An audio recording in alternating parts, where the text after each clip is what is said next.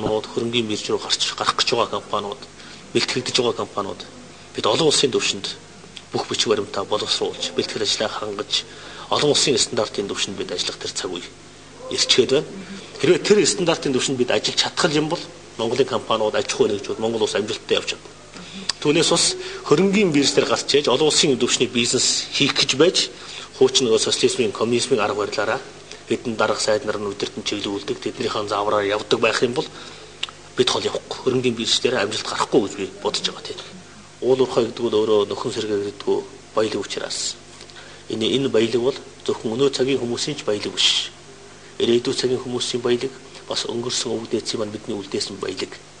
Эрдэнэс 5 толгой компани дээр ажиллах хөрөнгө оруулалтын банкуд сонгогдсон ажиллаж байгаа. Түүн дээр нэмээд хөндлөнгийн хараа тус зөвлөхүүд байх ёстой гэж төлөөлөл удирдах зөвлөлийн гишүүн Бацаантай хэлж байгаамаа.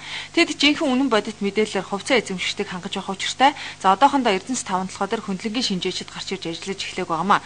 За монголчууд цоо шин хувьчлаар төсөөлөгддөг хөрөнгөний зах зээлийн хувьд хариуцлага маш чухал юм. За хэн нэгний хариуцлахгүй мэдгэлээс эхлээд анхаарах зүйлч их байгаамаа. Харин компанийн төлөөлөл удирдах зөвлөлийн хараат бус гишүүнийх нь хувьд ажиллаа хийж чадж байгаа юу?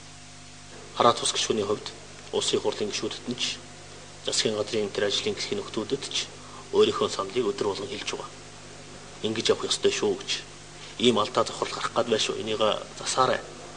Ийм эрсдүүд байна. Энээс урьдчилан сэргийлэх ёстой. Яг тэр хувьцаат компани, хөрөнгөний биржээр гарсан компани хувьцааны үнэ бол секундын хооронд хэлбэлзэж өөрчлөгдөж байна. Хөрөнгөний бирж хамгийн мэдрэмжтэй зах зээлийн орчин шүү дээ. Ийм мэдрэмжтэй зах зээлийн орчинд бид бизнес хийх гэж байгаа бол бид өөрсдөө маш хурдтай бөгөөд мэдрэмжтэй байх ёстой. Алдаагаа хурдан застдаг байх хэрэгтэй. Маш хурдан маневрлдаг байх хэрэгтэй. За компани нийгмийн хариуцлагын тухайд хүн ардад үр өгөөчтэй байх тухайд тусгаалсан байгууллаган ажилтдаг туршлага байгааг тэрээр Канадын жишээн дээр жишээ аван хэлж байлаа. Тусгаалсан хилцс байгуулж өргөн цар хүрээтэй үйл ажиллагаа явуулдаг юм байна. Харин манай улсын хувьд тухайн орон нутгийн нэг эмнэлэг түргэний тэрэг өгснөр өөрсдөө нийгмийн хариуцлагаа ухамсарласан хэмээн хэлж байдаг лээ. Нийслэлийн утаа идэг гэр хорооллыг халуун парта ханнаас устаа орон сууцаар сольж амьсгалах агаараа цэвэршүүлэх хэтийн бодлогыг төрөөс барих гэж байна.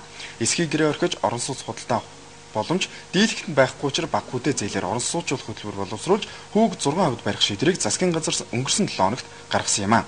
Ипотекийн зах зээлд хүүгийн үнийг чухам ямар зохицуултаар шийдэх хэсэг нь одоогоор тодорхойгүй байгаа бөгөөд үүнийг олон талаас нь харах шаардлага тулгарч байна. Засгийн газар орон сууцны зээлийн хүүг 6% болгож бууруулна гэдэг шийдвэр дээр нэгэнт бат зогссон. За гисэн ч санхүүгийн эрсдлээ тооцох юм бол хавтгааруулсан халамжаас ялгаагүй туйлшрал олно гэж Монгол банк төтгөлдөж байгаа учраас 6% хүүгийн эрхтэй зээлийг амжиргаа харж ангиллах уу гэдэг асуудалтай тулгарч эргэн судлахаар болсон тухайга Монгол Улсын ерөнхий сайд мэдээлсэн. За засгийн газар энэ шийдвэрийг гаргахдаа төрийн албан агчдын 4,000 айлын орон сууц хөтөлбөрийн жилийн 8% хүүтэй хөнгөлөлт харин хэвээр үргэлжлэхийг мэдгдсэнд зээлэнд хамрагдагсад асуулт нэхэж адилхан 6% хүү идэх ёстой гэж үзэж байгаа юм. За засгийн газар шийдвэрээ тодорхой болтол ижил тэгш ирэхээр хангах шийдвэрийг гаргах уу? Энэ талаар бид сангийн дэд сайд гаан уягаас тайлбар хүслээ. Өнөөдрийг хүртэл зээл авцсан байгаа хүмүүс одоо яах вэ гэдэг асуудал олонний дунд л нэлээд их гарч ирсэн байгаа. Тэгэхээр өмнө нь авцсан байгаа хүмүүс өндөр үүтэй. Одоо шинээр авч байгаа хүмүүс нь бага үүтэй зээлд хамрагдах гэдэг байна. Энэ асуудлыг бол мөн одоо ажлын хэсгийн хүрээнд мөн манай яам дээр бол холбогдох хүмүүс нь шийдлээ олох талаар бол ажиллаж байна. Төрийн албан агчдын 4,000 айлын орон сууц хөтөлбөр 40 сая хүртэлх төгрөгийг 8% хүүтэйгээр олгож байгаа. 20 жилийн дараа төлж дуусах зээлийн хэмжээ нэг нугарч төлөгдөнө. Тэр одоо гаргасан 6% хөнгөлөлтөд идлүүлэх хэрэгээр эрх тэгш хангах юм бол төлөх ёстой өөр нь 16 сая орчим төгрөгөөр хөнгөрөх боломжтой болох юм. Сард 300 мянга гаруй төгрөгийн зээл төлж байгаа бөгөөд сарынхаа хэрэгцээг нэгнийхээ цалингаар хүн дөнгөн данган хүрэх хэмжээний цалинтай төрийн албан агчид энэхүү зээлэнд хамрагдсан байгаа. Тиймээс төрийн албан агчдын 4,000 айлын орон сууц хөтөлбөрийн эхний 3,000 квотын эрхэнд багтсан зээлдэгчид хэрэг 6% хөнгөлөлт эдлэх эрхгүй хоцорвол төрүүлж хөдөлснөөр азгүй технэ. Ингэх бөгөөс алсыг хардггүй үзмжээр бодлохгүй бодлого гаргадаг төрийн сохор шийдвэр нэгээр нэмэгдэж орлого багтаа дунджаас доогуур түвшин шилжиж байгаа иргэдийнхээ бухимдлыг бас нэгэн шалтгаанаар нэмэрлэх хэрэг гарах вэ. Өнгөрөх онд ЮНЕСКОгийн Бит бус өвийг хамгаалах тухай конвенцийн хуралдаанаар манай улсын үндэсний хөөмийн урлаг наадам шуучлах буюу Бүргэдийн баяр өвийг соёлын Бит бус өвийн төлөөллийн жагсаалтанд бүртгэсэн юм а. Өнөөдөр Бүргэдийн баяр өвийн ЮНЕСКОгоос ирсэн батламжийг үндэсний түүхийн музейд гардууллаа. Бүргэдийн баяр үеийг Аз, Африк, Европын 11 орн хамтран бүртгүүлж байгаа юм байна. Ингэснээр нийгэмд оршиж байгаа бит бус өвөө хамтран хамгаалахын чухлыг үндэсний болон олон улсын хэмжээнд ойлгуулан олон улсын хамтын ажиллагаа тусламжаар хангах боломжийг бүрдүүлдэг. Манай улс өвд бүргэдийг хамгаалах, үржүүлэх нөгөө түгээн дэлгэрүүлэлт тал дээр гадаад улс орнуудтай хамтран томоохон төсөл хөтөлбөрүүдийг хэрэгжүүлэхээр зохиж байна. Тэгэхээр зэрэг одоо ингээд 11 улс за одоо яг одоо хуралдаж байгаа ЮНЕСКО-г өөрөөр 2 улс нэмэгдэнэ гэж байна. Ингээ 13 улс нийлж хамтарч төсөл хэрэгжүүлнэ. Тэгэхээр зэрэг энд одоо энийг зөвхөн нэгдүгээр баримтжуулж авах. Хоёрдугаар өвдөгчдийн тодорхойлох, гуравдугаар шавь сургалт хийх гэсэн ийм л одоо үндсэн 3 чиглэлээр явах баг. Дэлхийн 134 улс энэ конвенцэд нэгдэж орж 87 улсын 232 өвийг хамтдаа болон дангаараа бүртгүүлээд байгаа гинэ. Чингис хааны үеэс өвлөгдөө ирсэн бүргэдийн баярыг казакчууд үндэсний баяр наадмын хэмжээнд тэмдэглэн өнгөрүүлдэг. Бүргэд бол айл болгонд байлгах талаар бид нийгмийн ажил зохион байгуулж байгаа. Яагаад гэвэл энэ чинь онцлог нь энэ бүргэд байрсан айл болгонд бол цагаан хил ам тусдаг. Тийм сан утга агуулгатай. Цаашдаа бүргэдийн баярыг зөвхөн казак түмний баяр цагаан сарын дараа тэрэлжид тэмдэглээд л өнгөрөх биш, олон улсад танигдсан гадныхны сонирхлыг татгуйцаар өндөр хэмжээнд зохион байгуулах юм байна. Энэхүү энэ ёслолыг ЮНЕСКО соёлын өв хэмээн бүртгэлээ. Гэсэн хэдий ч бүргэдийн баяр нь амьтны эрхийг ноцтой зөрчсөн зэрлэг цэнгэл гэж нэрлэхээр болсон байна гэж ан амьтны эрх хамгаалагч нар шүүмжилж байгаа юм а. Саяхан Богдхан ууланд болсон бүргэдийн баярын үзүүлбэрийг харгас маягаар хийж, амьтдын амийг хөнөөлгсөн алга маягаар үзүүлсэн ёс зүйн үйлдэл болжээ. Амьтдын эрхийг ноцтойгоор зөрчиж байгаа мэдээллийг Сэтгүүлч Оянбат бэлтгэжээ. Бүргэд гаршуулсан тижээж ан хийлгэх нь казак түмний олон жилийн уламжлалт соёлын нэг хэлбэр. Казак харт түмэн нутаг усандаа тэр уламжлалт соёлоо хадгалан баяжуулж сурталчлан хойч үедээ өвлүүлэх аюул жуулчлалын нэг бүтээгдэхүүн болгох нь байж болох асуудал гэж үздэг. Харин сүүлийн жилүүдэд Улаанбаатартын ойролцоо өвлийн аюул жуулчлалыг хөгжүүлэх нэг арга хэмжээ болгон алс баян үлгийгээс бүргэдтэй хүмүүсийг татан авчирч бүргэдийн баяр тэмдэглэхдээ анч бүргэдийн өгөөшөнд амьд үнийг туулаа чон барьж ашиглан олонний нүдэн дээр агнуулан цус нүжинд нь хутгаж тэдгээр амьтдын амийг хөнөөлгсөн аллаг зэрлэг цэнгэл үлдэж байгаа нь амьтны эрхийг ноцтой зөрчсөн ёс зүйн үйлдэл гэж үзэж байна. Энэ үйлдэл нь бүргэдийн баярыг соёл талаас нь сурчлан өвлийн аюул жуулчлалыг хөгжүүлэхээс илүүтэй өсвөр залуу үе олон нийтэд зэрлэг цэнгэлийг сурталчилж амьтны амийг хөнөөхийг зөвтгсөн арга хэмжээ болж байна гэлээ. Мэдгэдлийн өгсөөр байтал тэгэл нэг үнийг амьд үнийг нэг амьд чон авчирлаа шүү дээ. Тэгээ чонын нүд бүр хөндлөн одоо мод зуулгаад хоншоорыг хүлээд тэгээд хойд хоёр хөлийн гинжлээд урд хүзүүтэнд холбоо тэгээд тавьж байгаа шүү дээ. Тэгээ бүргдүүд нь харин одоо дасцсан юм уу сайн сураагүй бүргдээ нөгөө чон руу дайрсангүй тэгээд юм аврагдлаа. Тэгээ байгальд нь одоо буцаад явахаар болоод үнгийн нь бол одоо хоёр хэсэг тасчаал хийчихсэн.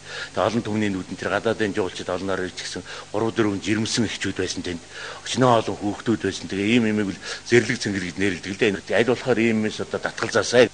Амьтдын эрхийг ноцтой зөрчиж баярлаж таашаал авах явдал хаасаагүй гарах болсон байна. Бүргэдийн баярыг үзгээр ирсэн Канадын жуулчин бүрдэд сэтгэлдээ ярихдаа амьд үнийг чонд бариулах нь сэтгэл эмзэглүүлсэн харгас арга хэмжээ боллоо гэж ярьсан байна. За ерөн сүүлийн үед Монгол Улсын засгийн газраас зэрлэг амьтанд халтай шийдвэрийг ихээхэн гаргах болсонд амьтдын эрх хамгаалах төрийн бас байгууллагууд харамсан эсэргүүцэж байгаа юм байна. Эрүүл мэндийн даатгалын мөнгийг эмнэлгийн дарганаар шамшигдуулсан хэрэг сөхөгдсөн. Иргэний эрхийг хамгаалах үйлдвэрчийн нэвлийн холбооноос уг асуудлыг сөхөж, уг хэрэгт холбоотой баримтуудыг хуулийн байгууллагад шилжүүлсэн байна. Тооны машин дүүл багтах эрүүл мэндийн даатгалын мөнгө ямар ч хяналтгүйгээр урсаж, эрүүл мэндийн хэд хэдэн байгууллагыг толгойлж байгаа нөхдүүд хувьдаа завшин ил болж байгааг сандарч эхэлсэн бололтой. Тэд арьсан хамгаалахын тулд үйлдвэрчийн нэвлийн холбооны ерөнхийлөгчийн эсрэг үйл ажиллагаа явуулах болсон байна. Монголын үйлдвэрчийн нэвлийн холбооны ерөнхийлөгч Ганбаатар энэ удаагийн тодруулгын жочноор өргөдлөө.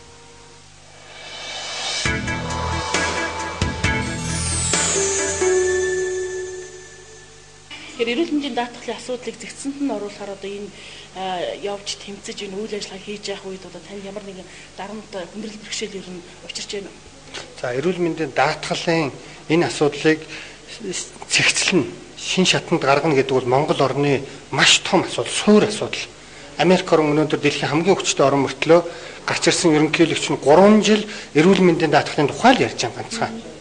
Энэ эрүүл мэндийн даатгал гэдэг бол манайх шиг цөөхөлөө ийм хүн амтай ийм орны хувьд бол энэ бол манай бараг тусгаар тогтнолын асуудал шүү дээ. Тэгэхээр өнөөдөр эмнэлэгт үзүүлж байгаа хүмүүс мөнгөө төлж байгаа. Улаанбаатар хотод гэхэд мянгатхан орол байна. 1000 хүрэхгүй ор байна. Энэ болгоны хяналтгүй урсж байна. Энэ бол зүгээр 86 тэрбум төгрөг бол зүгээр хамаагүй урсж байна. Улсын төсвийн эрүүл мэндийн даатгал дээр 266 тэрбум төгрөг хамаагүй урсж байна. Тэгээд эрүүл мэндийн үйлчилгээ гэдэг бол үн төлбөргүй биш. Даатгалын мөнгөөр ч гэсэндээ энэ бол үнэтэй.